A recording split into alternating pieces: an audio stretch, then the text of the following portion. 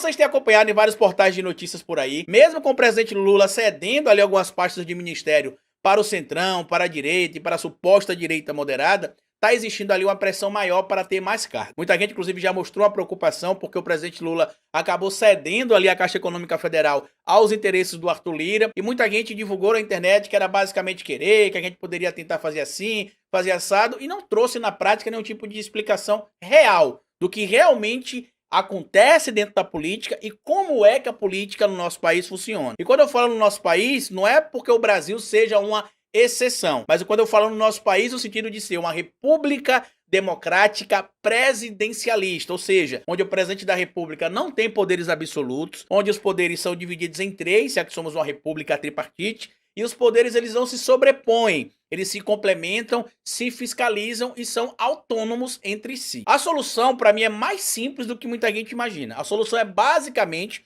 promover o processo de politização das pessoas. Por quê? Se a gente acompanhar no resultado eleitoral do ano passado, como eu trouxe aqui para vocês, inclusive, se você pegar, por exemplo, os dados ali do fim do primeiro turno, com o número de deputados federais eleitos, vocês vão ver ali que, naquele momento, o número de parlamentares ditos de esquerda eleitos foram 124, e os parlamentares da Câmara dos Deputados, que se dizem de centrão ou de direita eleitos, ultrapassa o valor de 380 parlamentares. Quando você pega esses dados, por exemplo, para somar e vê ali como é que você pode conseguir a aprovação de um projeto ou abrir uma pauta de votação ou algo do tipo, você vê que estes parlamentares ali, no fim do primeiro turno da eleição do ano passado, da esquerda, representava aproximadamente 24% dos parlamentares eleitos para a Câmara dos Deputados. Quando você leva esses dados, por exemplo, para a direita, a gente tem ali cerca de 76% dos parlamentares do Brasil sendo de direita. Quem acompanha o conteúdo político há muito tempo na internet, quem inclusive me segue ou segue outros canais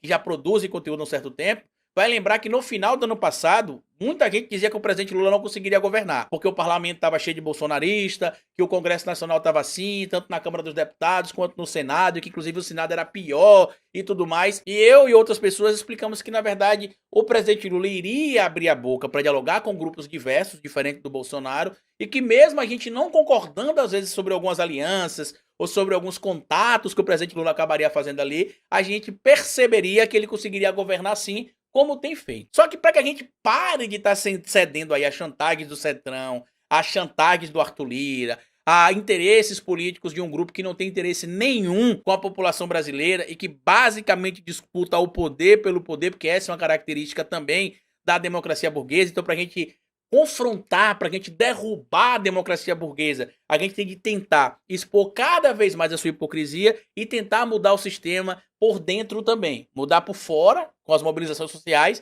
mas mudar por dentro também.